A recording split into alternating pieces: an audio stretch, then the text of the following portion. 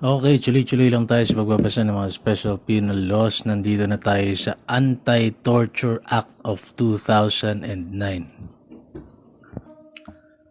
Okay, for the purposes of this special law, definition of terms, basahin natin. Ang torture, ang ibig sabihin niya, torture refers to an act by which severe pain or suffering, whether physical or mental, is intentionally inflicted on a person for such purposes as obtaining from him or her or a third person information or a confession, punishing him and her for an act he or she or a third person has committed or is suspected of having committed, or intimidating or coercing him or her or a third person, or for any reason based on discrimination of any kind when such pain or suffering is inflicted by or at the instigation of or with the consent or acquiescence of a person in authority or agent of a person in authority. It does not include pain or buffering arising only from inherent in or incidental to lawful sanctions. Okay. Ano naman yung tinatawag na yung sinasabi rito sa batas na ito na other cruel, inhuman and degrading treatment or punishment. This refers to a deliberate and aggravated treatment or punishment not enumerated under Section 4 of this Act, inflicted by a person in authority or agent of a person in authority against a person under his or her custody, which attains a level of severity causing suffering, gross humiliation, or debasement to the latter. Section 4, basahin natin. Acts of torture. Ito yung mga pinagbabawal, yung acts of torture. So for purposes of this act, torture shall include but not be limited to the following.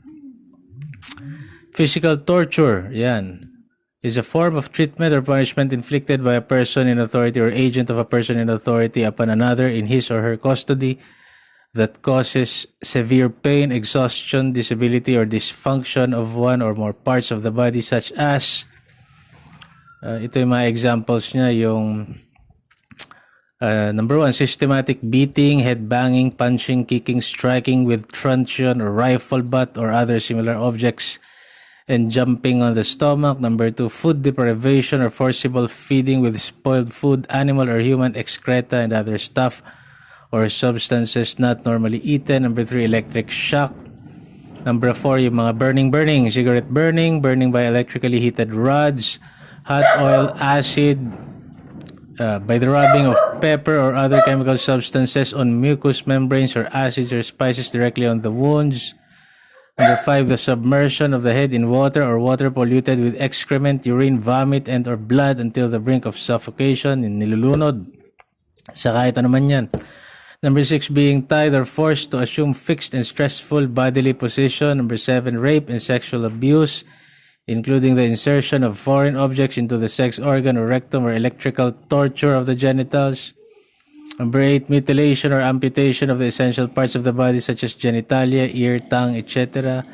Number 9, dental torture or forced extrication of the teeth. Number 10, pulling out of fingernails. Number 11, harmful exposure to the elements such as sunlight and extreme cold. Number 12, the use of plastic bag and other materials placed over the head to the point of asphyxiation, yung hindi na makahinga.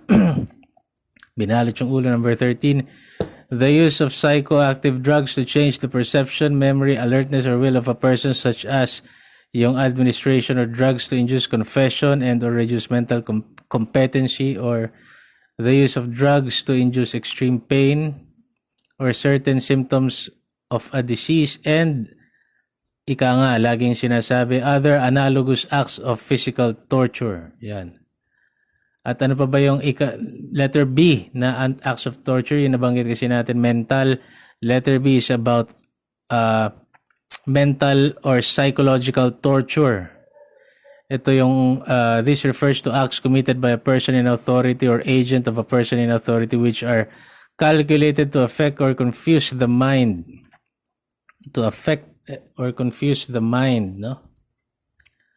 And or undermine a person's dignity and moral. Yan, such as blindfolding, number 1. Number 2, threatening a person or his or her relatives with bodily harm, execution or other wrongful acts. Number 3, confinement in solitary cells or secret detention places.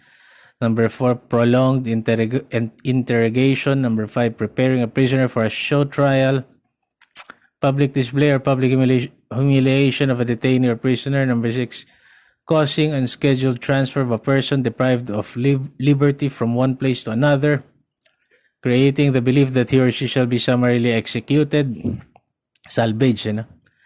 Number 7, maltreating a member or members of a person's family. Yung mga pinahirapan mo sila para umamin, no? Pinapaniwala mo siya, isa-salvage mo siya para umamin.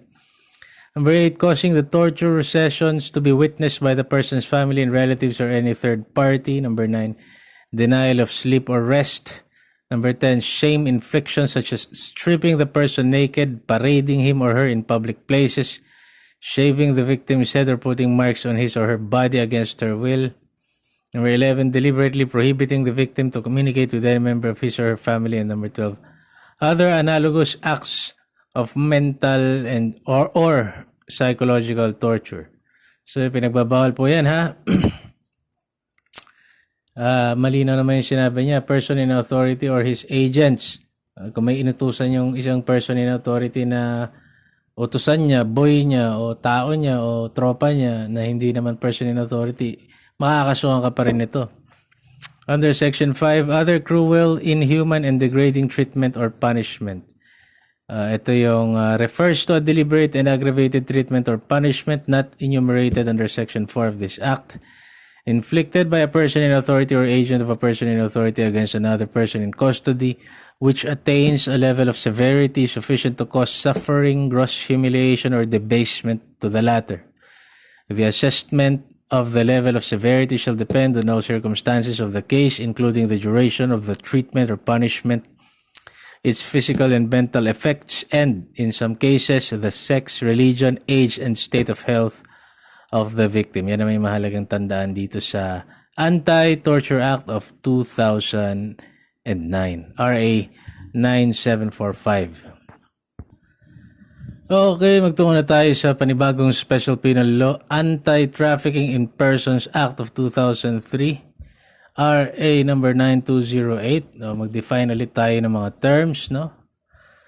Okay, trafficking in persons refers to the recruitment, transportation, transfer, or harboring or receipt of persons with or without the victim's consent or knowledge, within or across national borders by means of threat or use of force or other forms of coercion, abduction, fraud, deception, abuse of power or of position, taking advantage of the vulnerability of the person or the giving or receiving of payments or benefits to achieve the consent of a person having control over another person for the purpose of exploitation, which includes at a minimum the exploitation or the prostitution of others or other forms of sexual exploitation, forced labor or services, slavery, servitude, or the removal or sale of organs. The recruitment, transportation, transfer, harboring, or receipt of a child for the purpose of exploitation shall also be considered as trafficking in persons, even if it does not involve any of the means set forth in the preceding paragraph. Okay. Ano ba yung child, ano ba yung definition ng isang child under this special penal law? Sabi niya ulit, child refers to a person below 18 years of age or one who is over 18 but is unable to fully take care of or protect himself or herself from abuse, neglect, cruelty, exploitation, or discrimination because of a physical or mental disability or condition. Prostitution refers to any act naman, transaction, scheme, or design involving the use of a person by another for sexual intercourse or lascivious conduct in exchange for money, profit, or any other consideration. Forced labor and slavery refer to the extraction of work or services from any person by any means of enticement, violence, intimidation, or threat, use of force or coercion, including deprivation of freedom, abuse of authority or moral ascendancy, debt, bondage, or deception. So, yung forced labor, yung deception is also a means, no? Deception o kaya yung enticement, no? Tapos kakawawain mo lang, nilinlang mo pa rin, ano? Sex tourism refers to a program organized by travel and tourism related establishment and individuals which consists of tourism packages or activities utilizing and offering escort and sexual services as enticement for tourists. Sexual exploitation naman refers to participation by a person in prostitution or the production of pornographic materials as a result of being subjected to a threat, deception, coercion, abduction, force, abuse of authority, debt, bondage, fraud, or through abuse of a victim's vulnerability. Ano ba yung debt bondage na yan? Refers to the pledging by the debtor, may utang of his or her personal services or labor or those of a person under his or her control as security or payment for a debt when the length and nature of services is not clearly defined or when the value of the services are reasonably assessed is not applied toward the liquidation of the debt. Pornography refers to any representation through publication, exhibition, cinematography, indecent shows, information technology, or by whatever means of a person engaged in real or simulated explicit sexual activities or any representation of the sexual parts of a person for primarily sexual purposes. Council shall mean the Interagency Council Against Trafficking created under Section 20 of this Act.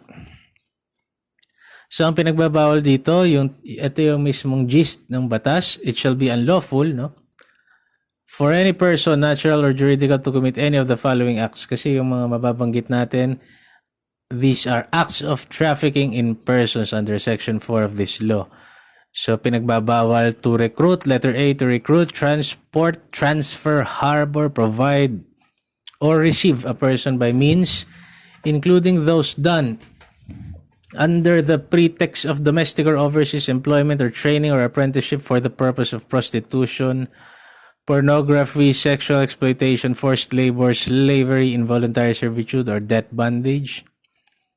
Letter B, bawal na bawal ito to introduce or match for money, profit, or material, economic, or other consideration any person or, as provided under RA 6955, any Filipino woman to a foreign national for marriage for the purpose of acquiring, buying, offering, selling, or trading him or her to engage in prostitution, pornography, sexual exploitation, forced labor, slavery, involuntary servitude, or debt bondage. Bawal na bawal din to offer or contract marriage, real or simulated, for the purpose of acquiring, buying, offering, selling, or trading them to engage in prostitution, pornography, sexual exploitation, forced labor, slavery, involuntary servitude, or debt bondage. Bawal na bawal din to undertake or organize tours, travel plans consisting of tourism packages or activities for the purpose of utilizing and offering persons for prostitution, pornography, or sexual exploitation. Letter D yan. Letter E, to maintain or hire a person to engage in prostitution or pornography. Letter F, to adopt or facilitate the adoption of persons for the purpose of prostitution, pornography, sexual exploitation, forced labor, slavery, involuntary servitude, or debt bondage. Letter G, to recruit, hire, adopt, transport, or abduct a person by means of threat or use of force, fraud, deceit. Nilinlang mo, kahit di mo tinakot, nilinlang mo naman. Violence, coercion, or intimidation for the purpose of removal or sale of organs of said person. And letter H, bawal na bawal. Acts punishable to recruit, transport, or adopt a child to engage in armed activities in the Philippines or abroad. Naku po. Okay. Ipinagbabawal din ayon sa Section 5 yung acts that promote trafficking in persons. Ito yung to knowingly lease or sublease, use, or allow to be used any house, building, or establishment for the purpose of promoting trafficking of persons. Letter A yan. Letter B, to produce, print, and issue or distribute unissued, tampered, or fake counseling certificates. Mga ganyan. For the purpose of promoting trafficking in persons. Letter C, to advertise. Mga ganyan. Any flyer or propaganda material that promotes trafficking in persons. Letter D, to assist in the conduct of misrepresentation for the purposes of facilitating the acquisition of clearances and necessary exit documents. Bawal yan. Basta ang purpose mo trafficking. Letter E, to facilitate, assist, help in the exit and entry of persons. Yung mga tumatangkilik sa mga sexual chorva at saka yung mga nagtatraffic ng mga bata. Letter F, to confiscate, conceal, or destroy the passport, travel documents, or personal documents or belongings of trafficked persons, to prevent them from leaving the country or seeking redress from the government or appropriate agencies. Ayan, yung mga sa abroad, dami ko nabalitaan, tinago yung passport, sinira yung mga dokumento. And letter G, to knowingly benefit from, financial or otherwise, or make use of the labor or services of a person held to a condition of involuntary servitude, forced labor, or slavery. Mas mataas naman ang kaparusahan under Section 6 kapag yung qualified trafficking in persons. Unang-una, when the trafficked person is a child. Ikalawa, yung ginamit mo yung Inter-Country Adoption Act of 1995 for the purpose of prostitution, pornography, sexual exploitation, forced labor, slavery, involuntary servitude, or death bondage. Ikatatlo, when the crime is committed by a syndicate or in large scale. Yan It is deemed committed by a syndicate if carried out by a group of 3 or more persons. Syndicated trafficking, no? Conspiring or confederating with one another. It is deemed committed in large scale naman if committed against 3 or more persons individually or as a group. So, syndicated trafficking, tatlo kayo o marami kayo nagmagawa ng kalokohan. Large scale naman, kapag ang biktima mo ay 3 tao hanggang sa mas marami. Ano pa? Ika-4, when the offender is an ascendant, parent, sibling, guardian, yun yung tinraffic mo, yung sarili mong kadugo, nakaw. Letter E, qualified trafficking yun. Anak mo. Nakaw, susmarosip. Letter E, when the trafficked person is recruited to engage in prostitution with any member of the military or law enforcement agencies, yung anak mo, binugang mo doon sa padrino mong polis. Number 6, when the offender is a member of the military or law enforcement agencies, qualified trafficking yan, matik. And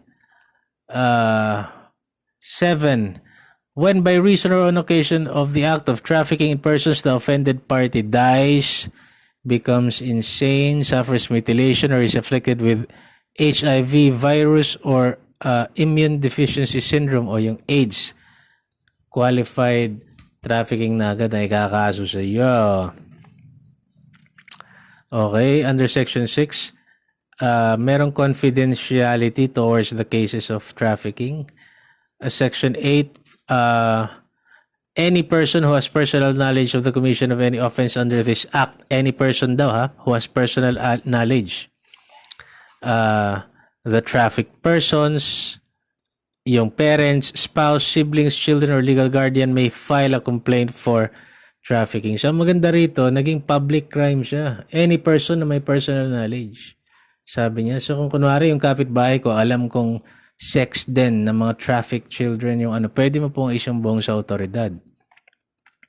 Venue, criminal, yung tungo tayo Section 9, yung venue. No? A criminal action arising from violation of this act, which is ito nga, Anti-Trafficking in Persons Act, shall be filed where the offense was committed, or where any of its elements occurred, or where the trafficked person actually resides at the time of the commission of the offense, provided that the court where the criminal action is first filed shall acquire jurisdiction to the exclusion of other courts.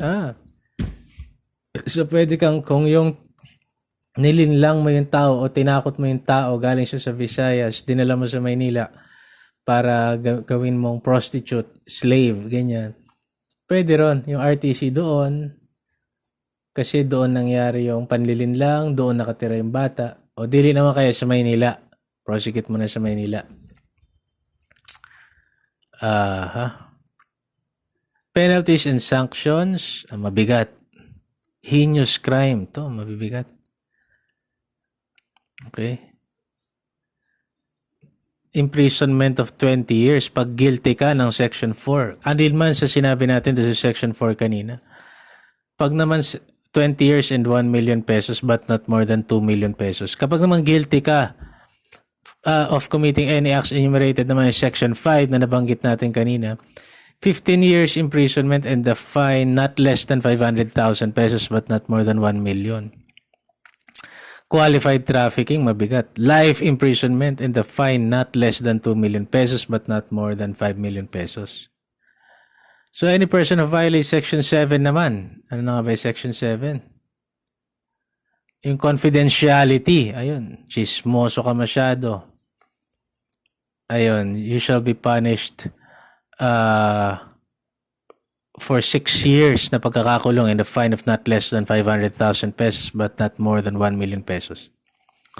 If the offender is a corporation, partnership, association, club, establishment, or any juridical person, the penalty shall be imposed upon the owner, president, partner, manager, and or any responsible officer who participated in the commission of a crime or who shall have knowingly permitted or failed to prevent its commission. Okay. The Securities and Exchange Commission and license to operate of the erring agency, corporation, association, religious group, tour, travel, agent, club or establishment, or any place of entertainment shall be cancelled and revoked permanently. If the offender naman is a foreigner, he shall be immediately deported after serving his sentence and be barred permanently from entering the country. So, ikukulong muna siya rito. Serve sentence ka muna rito, saka kayo de-deport. Any employer or official of government agencies who shall issue or approve the issuance of travel exit clearances, passports, registrations, yan yung ginamit para makaalis, shall be held administratively liable without prejudice to criminal liability under this act.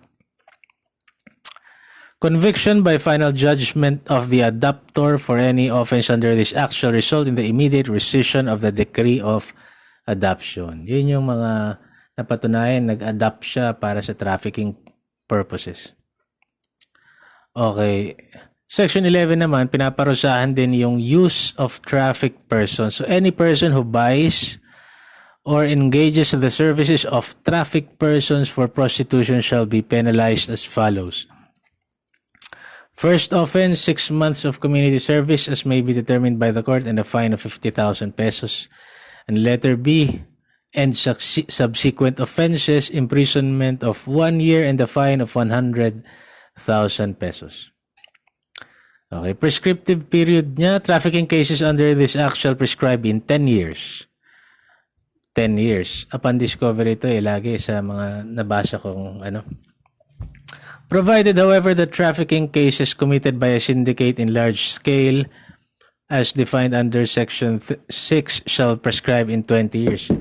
So, kung marami ka na biktima, magpe-prescribe ito in 20 years. Pero naalala ko lagi sa dati kong binasa, kapag ikaw ay wala sa bansa, nag-i-stop yung running ng prescriptive period mo ng kaso mo. So, hindi ibig sabihin na umalis ka rito, gumawa ka ng kalokohan, na-discover yung krimen mo, nakaalis ka, bumalik ka after 20 years. Hindi. Hindi pa nag-prescribe, pwede ka pa rin kasuhan.